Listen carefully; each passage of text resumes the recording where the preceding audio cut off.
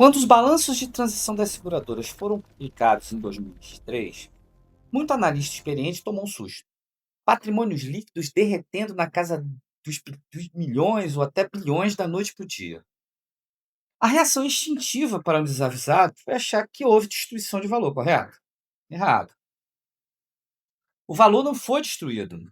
Aquele pedaço do PL que aparentemente sumiu foi decorrente de ajustes necessários feitos no ativo e passivo para que a verdadeira natureza da operação de seguro pudesse ser acompanhada de maneira adequada.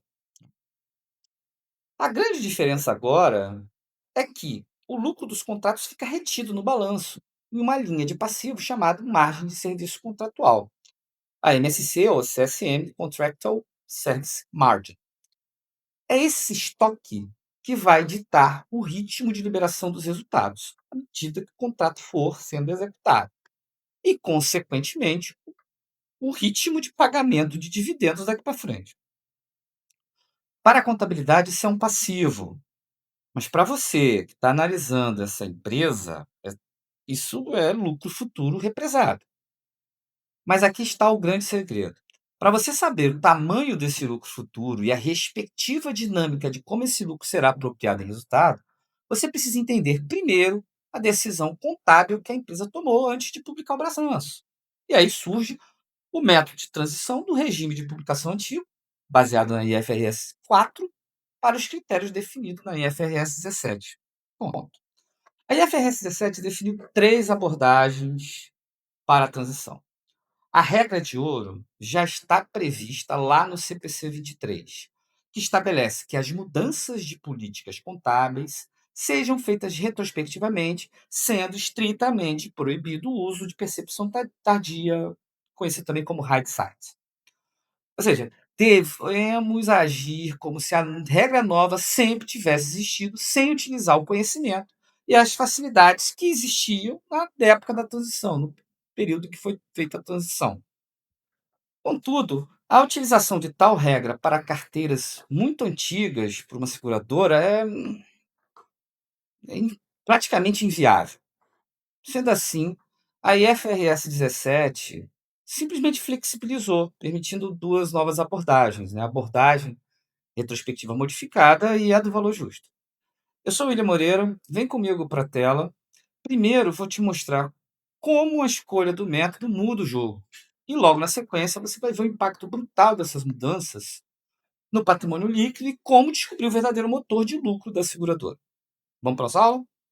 Como eu falei, a gente vai trabalhar esse conceito inicialmente de transição, ou seja, como sai de uma abordagem IFRS 4 para uma abordagem IFRS 17. Na verdade, o CPC 23 ele é aqui a regra mais geral para a mudança de padrão contábil, já estabelece que tem que ser por uma visão retrospectiva. Então, qualquer mudança, independente de ser para IFRS 17, caso não tenha nenhuma flexibilização na publicação, tem que seguir esse princípio aí do CPC 23 que está aqui escrito, né? Que é a regra de ouro contábil exige que correções e mudanças de política sejam feitas retrospectivamente.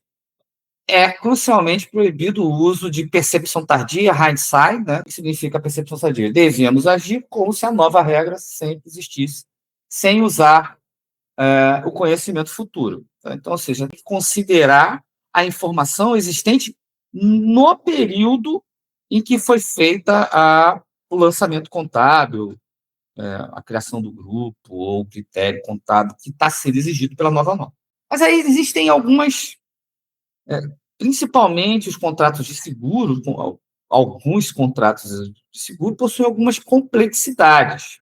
E em função dessas complexidades, que torna impraticável utilizar essa abordagem retrospectiva, que a gente vai chamar daqui a pouco de completa, a IFRS 17 tratou de forma diferente os casos difíceis de trazer essa retrospectividade.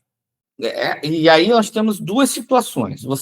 Na verdade, são três situações. Vamos ter o princípio básico que a gente está dizendo aqui, esse princípio do CPC 23, que a IFRS assume como uma abordagem retrospectiva completa, tá?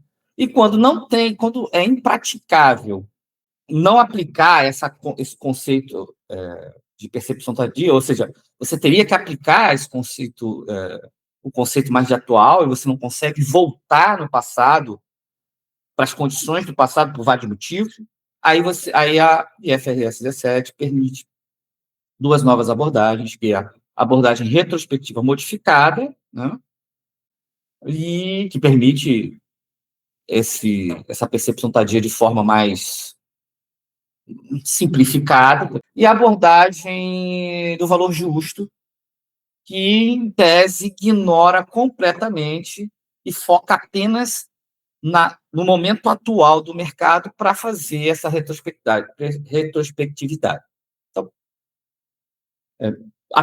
apesar de trazermos informações lá para períodos passados, a gente vai usar as premissas existentes atualmente, não as premissas existentes no passado.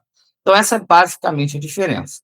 Nós temos uma abordagem retrospectiva completa, que exige que você não utilize esse conceito de percepção tardia, uma, uma abordagem retrospectiva modificada, que permite, em algumas situações, simplificar, não deixa de ser uma abordagem retrospectiva. Em algumas situações, é permitido uma simplificação e estabelecer premissas mais atuais diferentemente de premissas da época em que a operação foi feita, que o grupo de contrato, por exemplo, foi criado, a pólice foi emitida, e a abordagem de valor justo, que ignora completamente, e você vai utilizar as premissas do mercado atual.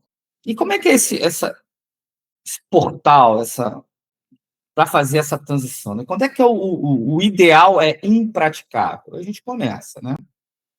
A aplicação retrospectiva deixa de ser obrigatória apenas quando se torna impraticável.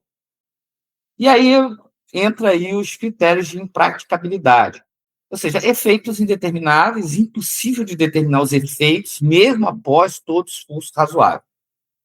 E suposições de intenção, exige assumir qual teria sido a intenção da gestão em um período passado. Nem sempre isso é documentado. E aí, essa aplicação retrospectiva depende do conhecimento naquele momento, e não um conhecimento que aconteceu depois daquela data. Se qualquer um desses fatos aqui forem verdades, um desses três efeitos determinados, suposições de intenção, independência de percepção, você pode fazer as alternativas retrospectiva, né, modificada, ou o fair value, né, approach, né, que é modifier, retrospective approach, fair value approach, tá? E um exemplo, né, que é um ponto de partida para calcular um saldo de abertura na data de transição. Quando a gente está falando da data de transição, a gente está falando efetivamente quando foi a partir do momento em que a IFRS 17 foi exigida, que, a princípio, para todas as empresas de capital aberto, seria janeiro de 2023. Eu estou falando a princípio, porque nem todas publicaram ainda, né?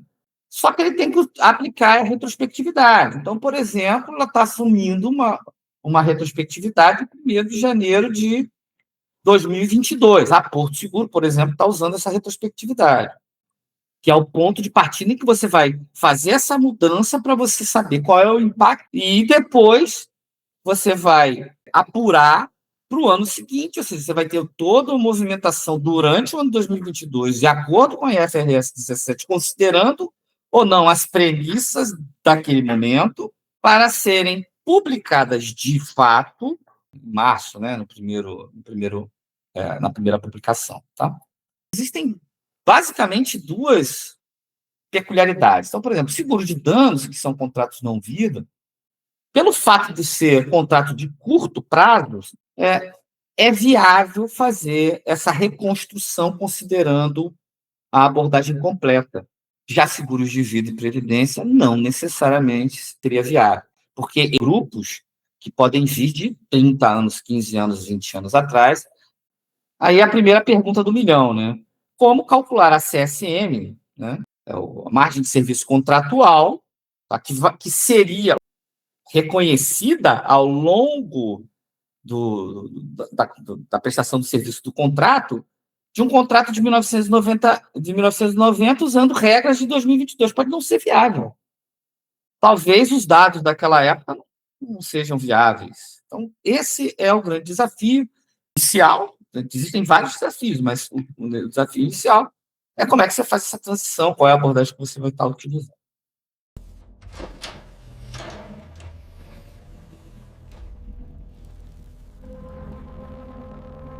Bom, e agora a gente vai passar efetivamente para os impactos, né, da transição. Tá?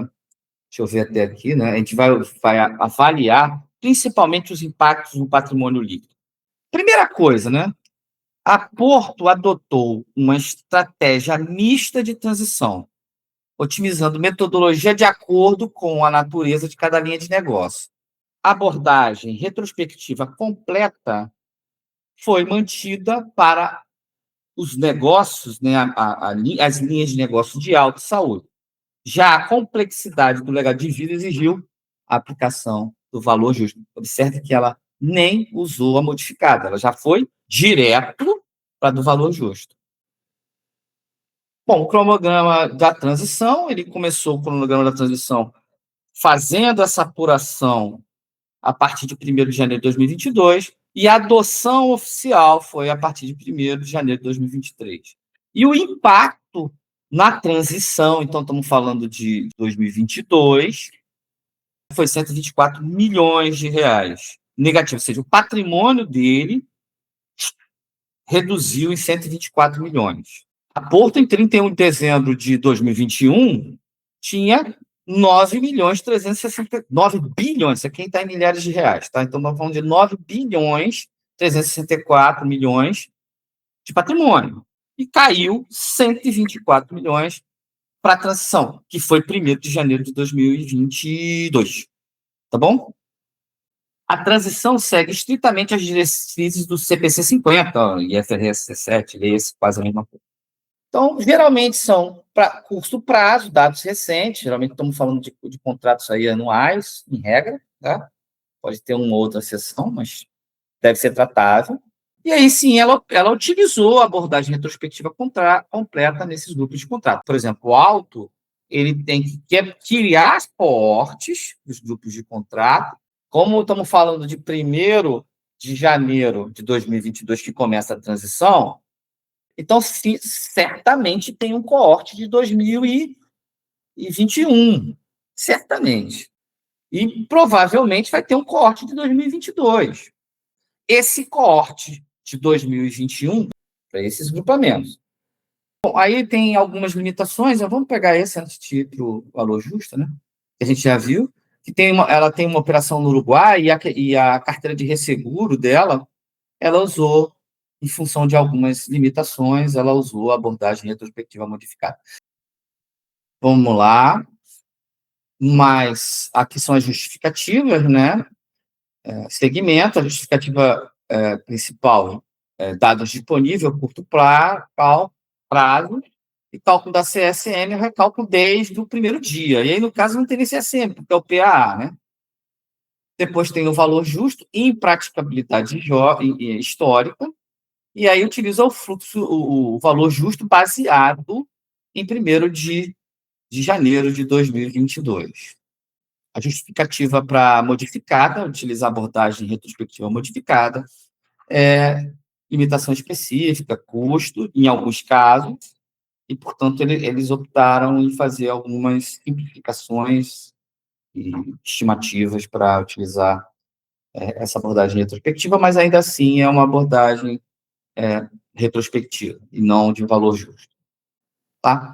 Bom, então, aqui, assim, a gente já viu na publicação a transição do patrimônio, ou seja, o que é? Ou seja, Em 31 de dezembro de 2021, você tinha o patrimônio líquido de 9 bilhões 364 milhões, tá?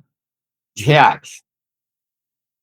Para a transição, que é para 1º de janeiro de 2022, foram feitos os seguintes ajustes. Se apurou o risco operacional, resultado operacional. Esse resultado operacional a gente vai detalhar um pouco mais. Depois, reconheceu a OCI, e aí tem os créditos de imposto. Com isso, o total de ajuste na aplicação inicial da IFRS 17 é 73.982. Aí surgem algumas coisas. A baixa do custo inicial de contratação, geralmente esse custo ele é alocado logo no início. E a partir desse custo, você consegue achar mais serviço contratual. E aí ele verificou que na transição, lembrem que eu estou falando de 31 de dezembro de 2021, e tinha contratos que ainda estavam vigentes em 2022, mas que, por exemplo, esses equipamentos foram reconhecidos, principalmente o que utilizou a abordagem de reconhecimento completo, em 2021. E aí ele recompôs essa conta de custo e verificou que em 31 de dezembro de 2021, no reconhecimento inicial desses contratos, tinha um custo inicial de contratação de 330 negativos. Então, ele precisou dar essa baixa, porque tem que dar baixa. E imposto de renda e contribuição social, que é um crédito tributário que ele tem por ter reconhecido alguma coisa. E o total de ajuste dessa baixa, que é essa conta aqui, dá negativo de 198. Então, observem que, do ponto de vista que a gente chama de operacional, a parte de resultado da empresa, ela foi superavitária. Se eu parasse aqui, o patrimônio dela líquido ia aumentar. O que gerou o impacto para diminuir o patrimônio líquido foi essa baixa aqui de 330. Tá? Por isso que ela é bastante importante.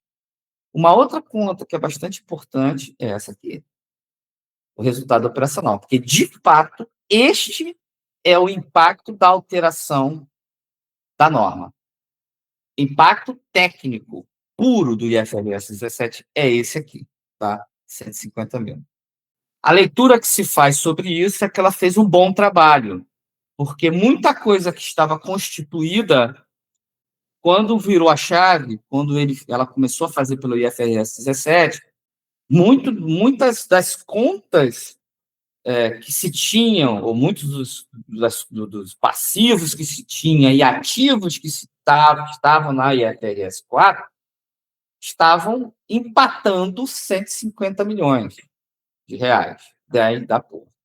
É a tabela principal que tem lá na publicação, que é o ativo. Então, você percebe que você tem o saldo publicado em dezembro de 2021, o ajuste dessa transição que a gente está vendo, e o saldo de 1º de janeiro de 2022. Aqui tem as notas explicativas, aqui não está nem muito... Depois a gente vai explicar um pouco sobre isso.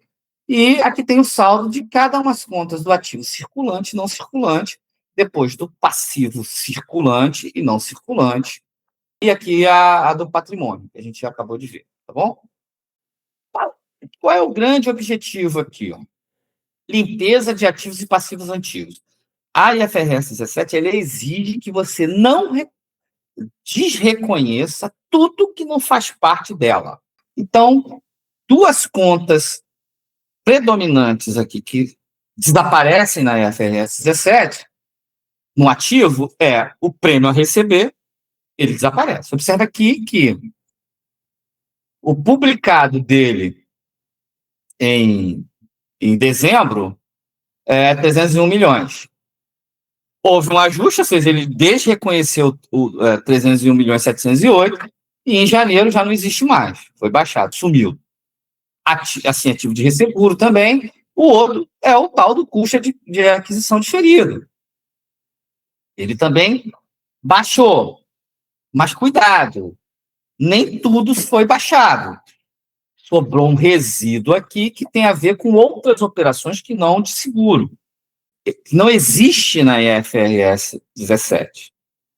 E parte dessa baixa também está associada ao custo inicial de contratação, que é a SIC que a gente viu ali, que deu em torno de 330 dessa transição patrimonial. Essa baixa ela é necessariamente reconhecida em patrimônio, porque esse valor faz parte do fluxo de caixa inicial dos grupos em 1º de janeiro. Tem que estar baixo nisso, porque é parte do custo de aquisição diferido.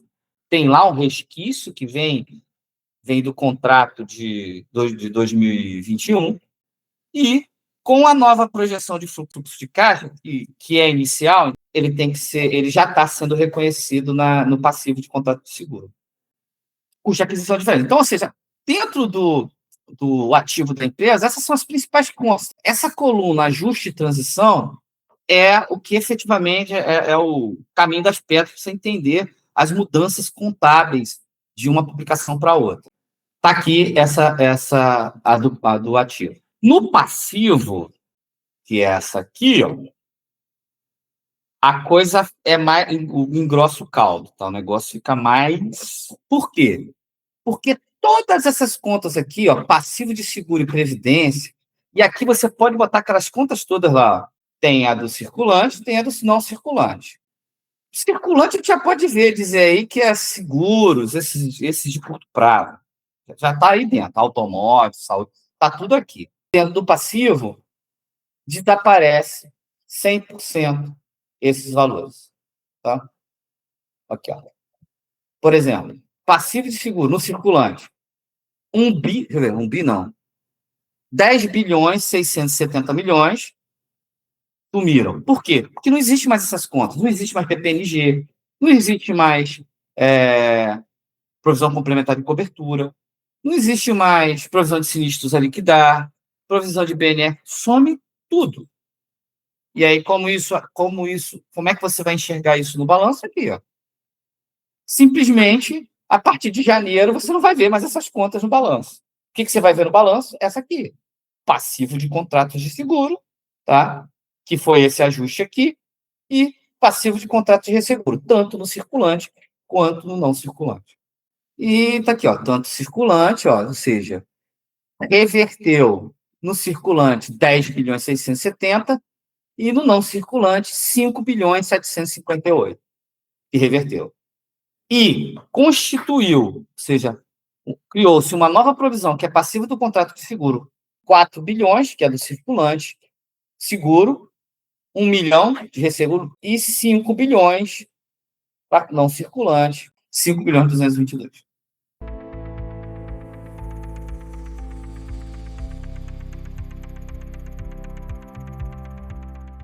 Agora vamos destrinchar melhor, como eu comentei com vocês lá no agorinha, como é que é principalmente a conta de receita operacional. Por que isso é importante?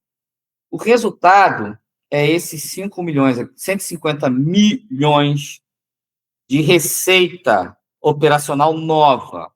Como? Então, começa aqui, ó. Como é que funciona essa conta? Essa conta é uma conta meio que de chegada, né? Você tem aqui reversão do passivo, 17 bilhões. Da onde que vem esses 17 bilhões? Vem daqui, ó. Então, o que saiu daqui do passivo da IFRS 4, que era o que tinha em dezembro de 2021. Isso aqui que caiu é uma parte do passivo, tá? Esse de previdência, débito de operação, mais 5 bilhões que também foram revertidos. Então, qual é o resultado operacional? Bom, então começa por tudo que caiu. A Porto, ela simplesmente desapareceu dela 17 bilhões em passivo, que são as provisões antigas pela IFRS 4. Depois, aí, o que apareceu? Os novos passivos, são os passivos de contrato de seguro, que são os 9 bilhões 264. Então, essa diferença aqui é o que sumiu. Assim, de ativo e passivo, tá? O que que apareceu aqui no passivo da empresa? O passivo novo que surgiu é esse aqui, 4 bilhões, mais passivo de contratos de resseguro, isso tudo circulante. Passivo de contrato de seguro, porque não tem de resseguro. 9 bilhões 242, que é exatamente esse valor que está aqui, ó. 9 milhões 242. Ok? Então já entendemos essa história. Reversão dos ativos IFRS 4. Então, agora, tudo que desapareceu do IFRS 4. E aí, é um detalhe importante. Então, por exemplo, a primeira coisa que desapareceu, que a gente não tem nem que discutir, é o prêmio a receber. Então, aquele valor, temos aqui 5 bilhões, mais ativo, mais custo de aquisição diferido, mais prêmio a receber, mais 8 bilhões 411. 8 bilhões 411. Ok? Então, é esse valor. Agora que começa a outra história. Constituição de novos ativos, que tem a ver com o conceito de ativo de contrato de seguro. Porque a IFRS 17, em algumas situações, principalmente os componentes de resseguro, você pode, em vez de constituir um passivo, você constitui um ativo, porque você está numa outra posição. De qualquer forma, há uma constituição de 357 milhões de um novo ativo. E um estorno da SIC. Por que o estorno da SIC?